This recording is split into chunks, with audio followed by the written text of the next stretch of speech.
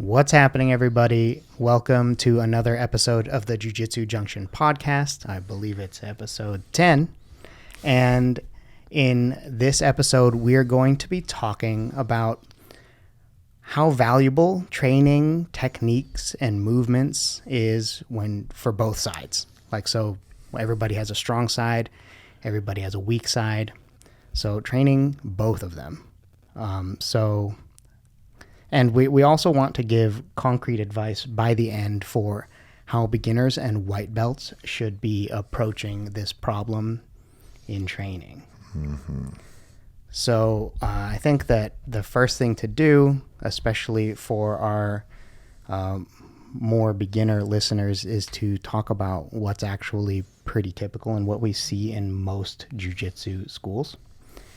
And so just briefly, pretty much everybody trains their dominant side. Yeah, and sometimes instructors will even tell you, just train the side I'm showing, train your dominant side. Or yeah, I've even seen instructors with left-handed people not allow them to do the move on the other side because it's messing with the other students. Is that the idea? Yeah, well, and there's a potential chance, maybe the instructor himself can't do it to both sides because his whole time he's been that way. So yeah, it's all in the train. And I coach kids mostly, so I sort them out full, both ways, upside down, backwards. As much as possible. Yeah. I mean, my kiddo is left-handed, and it is very funny to watch all of the kids trying to pair off with him, and things will just look a little bit silly because everybody's used to doing it in a right-hand dominant way. Even though the kids are doing both sides, obviously there's... Yeah, no, you can... that's where you see it, where the dominant side is he can do it left-handed better than right-handed. Yeah. There are some kids that literally you can't tell. My kid has been around forever because he's done both sides since day one. You can't really tell if he has a dominant side. I'm not really sure. I know he has a dominant hand, right? But right. Yeah. I don't know if technique-wise he has a dominant side. It sure doesn't feel like it. No, you can't really find a place anywhere. You can't turn, most of the time you turn to one hip and you feel relatively confident because people can't attack very well on that side. That's not the case with this kid. No, not at all. But, maybe if you're just starting jiu-jitsu, maybe at first, maybe early, right? Early in your jiu-jitsu career, it's okay to kind of focus on that one side if you feel a little overwhelmed by what you're learning. But if you can watch what's going on and not really feel overwhelmed, I would try to learn it both ways every time. Yeah, if you're already good at the technique, you understand it at least. For sure, do it the other way. Yeah, then you start putting in reps on the other way. For sure. Right, especially with simple techniques, right? Like a simple knee cut. You could definitely learn how to do that both sides, And that's how I would say the differentiation is differentiation. Shoot, there it is. As you just a little tired. That's all. Words slurring a little more than normal. Than normal. But that's what I would say is as you maybe that's even a way to kind of re-spark your brain. It's a technique that you're kind of comfortable with. Oh man, wait a minute. Let me try to learn this on the other side. Yeah. I think there's a study about brushing your teeth with your opposite hand, and it does something to your brain in the morning. I've done it for a couple weeks, and it gets your brain fired. Now, once the left hand became somewhat normal, but it was cognitive. It kind of got my brain going first thing, firing neurons that hadn't been fired because I'd never brushed my... Yeah, I mean, that makes sense. Yeah. And within 2 weeks, I actually got better at it. But, I'll still do it sometimes. Manual toothbrush or electric? Yeah. Manual, okay. Yeah. Right. Always manual. Oh, okay. Old school. It's just something weird. About a toothbrush vibrating in my mouth. But that's just me. It is what it is. Yeah, vibrating toothbrushes are the bomb. I heard they feel good. Anyway. Sorry. Yeah, so I also think that training both sides, there's obviously an opportunity cost, right? So we talked about with simple techniques, it makes a whole lot of sense to train both sides. It's good for you. It'll also keep things from getting too overtrained in one set of muscles. Yeah, too overdeveloped in an area. Yeah. So if you can, that's great. But there is an opportunity cost of making your dominant side better, right? So I think that there's like a breaking point depending on how much training you're able to do. If you're a 1 or 2 class a week person, don't bother with this. Just train your dominant side. That's fine. Because it needs to be specific at that point, right? Yeah, you like the less training time you have and the less recovered you're able to get. Like either one of those. Anything that reduces your effective ability to get a lot of high quality repetitions, that makes me lean towards just train your dominant side, right? So you're going to have to make a judgment call for yourself. And I know a lot of competition-oriented coaches are, maybe not a lot, maybe, there's definitely different philosophies, right? But, there are some coaching philosophies that you get to your dominant thing, you get to your dominant side, and you do that. That's what you're dominant at. Yeah. So competition-wise, they'll probably restrict you down a little bit too, to make sure that you're doing what gives you the best chance to win. Now, that might not necessarily be your best, the best way for you to learn, the best way for you to progress in jiu-jitsu. Well, but if you're at a competition, competition school, that might change it a little bit. They're trying, their goals aren't necessarily, it is in the big scale, but on the short term, they're trying to help you win, which puts the banner in their gym from where their team won. So, they're going to be a little more focused training too. And a lot of times those competition coaches, get to your strong side, get to your good shot, get to your good pass, that kind of thing. Yeah. And there are things that you can develop on both sides that will allow you to get to that dominant thing. Like it is way more efficient. Like I mentioned the knee cut earlier, right?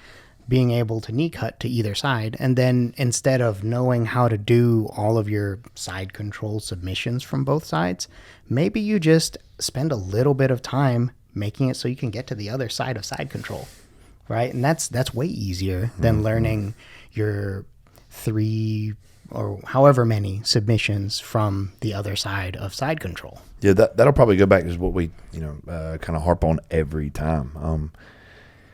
Learn the movements of that, of that guard pass to the other side. You ain't got to learn all the techniques there, but learn how to pass the guard, learn how to get the side control, learn how to get the knee on belly, learn how to transition from side to side. Learn how to mount from the right, mount from the left. Take the back from the right, take the back from the left. It doesn't have to be a specific technique there where you're learning Americana on this side and Americana on that side or whatever, mousetrap and mousetrap. You're learning, just those movements that way you can the transition, mapping out the movements of the game. Yeah, for sure. Yeah. And like the ultimate goal is to be competent in as many places that you can be. For sure. And because that gives you comfortability too in what you're doing. The more you're confident you are in places, like there's not, man, I like this. I didn't get. Yeah. So like most white belts and beginners start with just working on their dominant side, working on their dominant techniques, and that's okay. It helps them understand it in general, right? So I think that depending on the situation and the technique set that we're actually thinking about, the advice differs. So we've got, like, I'm gonna outline it here. We're gonna go over like the escapes, control and movement, and then the submissions. And I kind of put these in order of how much I feel you need to know how to do it on both sides, right? For sure. You have to be able to at least do a couple of basic escapes from no question, because what if the guy on top can go to the other side? You are screwed. Yes, right. Holy cow. Yeah. Yeah, definitely. You need to be able to escape from both sides. Mm-hmm. No question. That's definitely at the top. Be able to, no question. Yeah, and you could also follow the same principle of the easier escapes.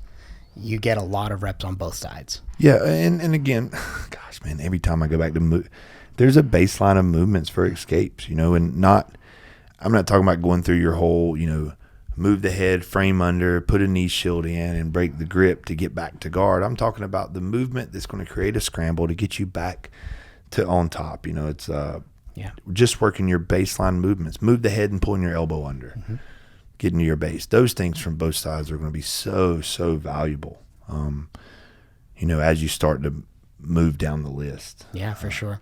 So definitely know how to escape from both sides, both directions. That's really important. Yeah, and that would probably be grouped in with all make sure your move, like your shrimp. Make sure you can shrimp both sides. Make sure you can technical stand up both sides. Those handful of movements that you're learning in your classes. And then if you've watched any stuff we do, we've got a bunch of those movements, making sure that you can do those movements both sides is going to be a huge, huge help. Yeah, for sure. Down the road. Yeah. Yep. And so definitely learn the escaping both sides. And then we were already talking about movements, but I feel like movements and control is the next step, right? If we look at like the hierarchy of things. Yeah, because I got to be able to survive. Yeah. I need to be able to escape and survive, escape and survive. And then now I need to grasp control. After that, we're establishing control. Yeah. We're working from neutral, and we're working our controlled transitions. And then developing that on both sides keeps us on top, and it gives us the opportunity to actually go for the submissions. Yeah. So there's like a reverse pyramid, right? Like escapes, super important. Control and movement, that's in the middle. It's also very important. And then the submissions part, you don't really get a ton of reps on those until you've built the first two.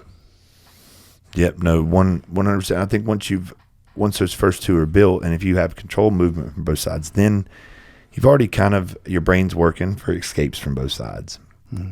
Your brain's working now, like you can kind of control and you can kind of move on both sides. Your brain's probably going to work the right way too, and it's going to look, and you'll be able to it'll help you figure submissions out on both sides. Like my triangle up here. Oh no, like my triangle up here. Yeah. Just different arms. And I think there'll be a handful of basic drills that do that just rep drill, like a triangle drill. You're working both sides. An arm bar drill. Yeah. You're working both sides. So you're going to get some work on both sides there too. Yeah, with the simple submissions, right? You're going to get a chance to drill that most of the time to both sides. And then you'll start being able to try it in rolls. Yeah. Right? So anyway, so submissions, it's probably the least important for you to know how to do it on both sides, but it's still a valuable asset, especially if you're putting in time learning the submissions on the side people suck at defending. Yeah, no, that people kind of reverse engineer that. People have submissions and they don't get the submission, then they're lost in the water. They don't have any foundation built on it. Like, if I can escape everything, then I can have an opportunity to control everything. But if I can't escape everything, I may not have an opportunity to do anything else. So and with jiu-jitsu and with combat sports, it's hard to think you'll dominate the whole time. Yeah. It usually goes back and forth some. As a coach with my kids that compete, like, I'm not trying to create scenarios of techniques. I'm trying to create a scenario where they're winning a little bit and then something happens and they lose a little bit and then something happens and you win a little bit. Yeah. So I think with the ability to escape, then you're good. And then the ability to control, you can slow it down and stop it. So those two things have to be first. Yeah. So you definitely do it in order and train both sides. Focus your training on doing both sides in that same order. So escapes, control and movement, and then submissions. Yeah, and you're gonna be ahead of a lot of people if you can. Oh man, you're okay. So if you start this, if you keep an eye on this early enough, you hit purple belt and you're just a better purple belt. 100%. Like you just so your base is so much more fleshed out. So much more. Yeah. So do it where you can. Will training both sides help in performance on the mats in training? Not at first. Definitely not at first. It's going to take a while, especially when you're training your dummy side. Well, this is where what is success on the mats in training. Yeah. I mean, if you There's no referees. Yeah. Success to me is working these escapes and not, Yeah. Yeah. I mean, success is the learning, but especially if you don't have a competition outlet, you're not visiting schools. Like, this is how you track whether or not you're doing well, right? Yeah, if you're trying to do all three of those things, both sides, it's going to be hard to really get. But if you're genuinely, you forget control, you forget submissions, and you're just trying to escape positions, you're going to get better at escaping positions. Mm-hmm. There's no way you're not going to get better at escaping submissions. For sure. So it won't help your performance in training or whatever. Not at first. It will pay dividends later. Yeah. Again, it'll separate you. Yeah. So the other question is competition performance a different beast for this? Yeah, I think that's what I went to earlier. Yeah. I think you probably, we talked about the movement. I think you probably need to movement and control both sides, at least the way I train for my kids in competition. And then we narrow it down for competition. And we get to your stuff. Yeah. Now we still make, okay, this happened, so let's transition. Okay, get back to your strong side. Yeah. Build the pathways to the A game. It might be a knee cut on the other side, but we're working on backstepping back to our strong side. Yeah. And that's just giving my kids or competitors just a little bit of a blinder, to focus them forward a little bit more, as opposed to giving them an open book. Yeah, and it works. It definitely works this way for adults too. But I make sure that they escape both sides. Those things, you've seen that. I make sure, okay, we're getting this both sides because, man, I would hate the kid be winning and a kid get stuck in a position, or a competitor, not even a kid, but get stuck in a position and not be able to work your way out of it and be like, man, just because we couldn't get out of left-sided side control. Yeah. We were turning like we were trying to go to our right. Like, no, that's shoot. Yeah. So for sure. that I definitely layer that on for my kids for competition. Yeah. No doubt. So I guess let's give people an idea of like what the timeline would be for when it starts paying off. Like when, because it's going to feel like you're doing something wrong when you do a whole bunch of really hard reps on your awkward side.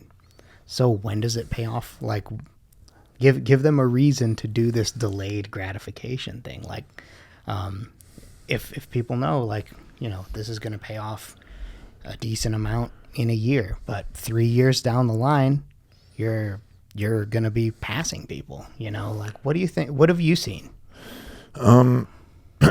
It's all in the person. Some people have the ability to look at something, take it for as simple as it is, and apply it on both sides. Okay, your inside hand's on the hip, your outside hand's on the knee, your inside knee goes through, and I never said right or left. Mm-hmm. Some people have the ability and then to shut their brain off and just do what they see. Some people, they can't do it with their dominant side. So attempting to do it on their weak side would make me pull my eyes out. Yes. But again, there are people where, and you've heard me teach kids like that, like, okay, inside hand. Well, if I'm on this side, what do I do? Okay, inside hand. And like, oh. Yeah, yes. So I definitely seen, people that are able to do it and people that aren't. And you'll know that.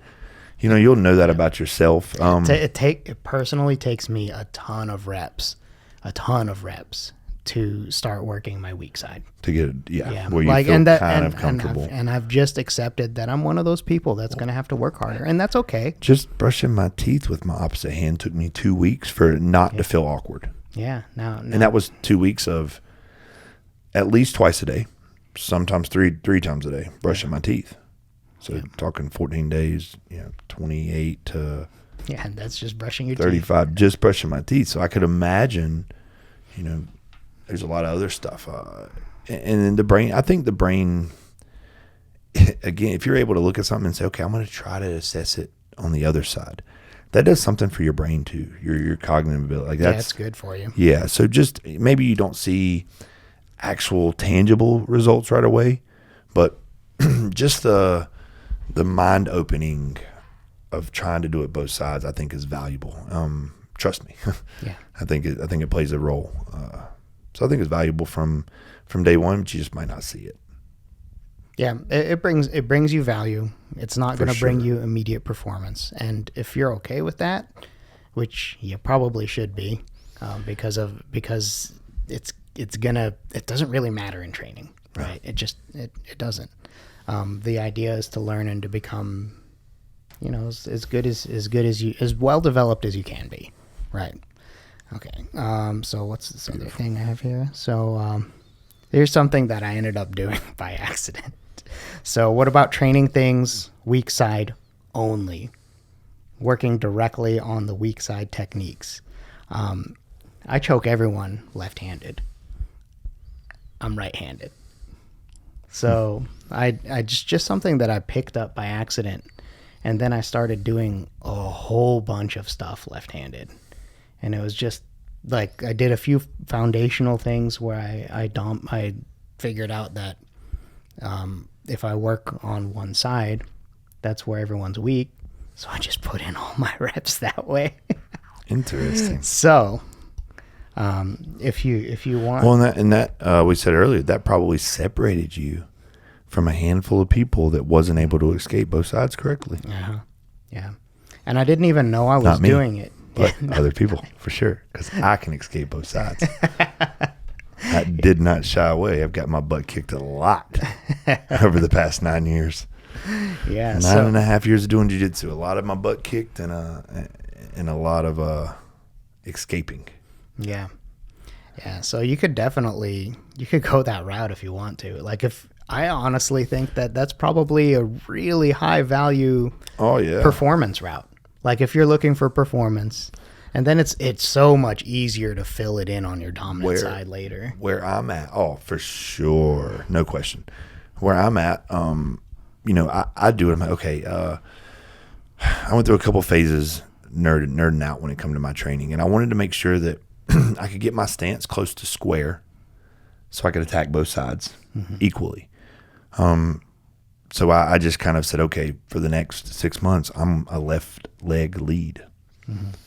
Everything I did it left-handed, and now I'm pretty ambidextrous.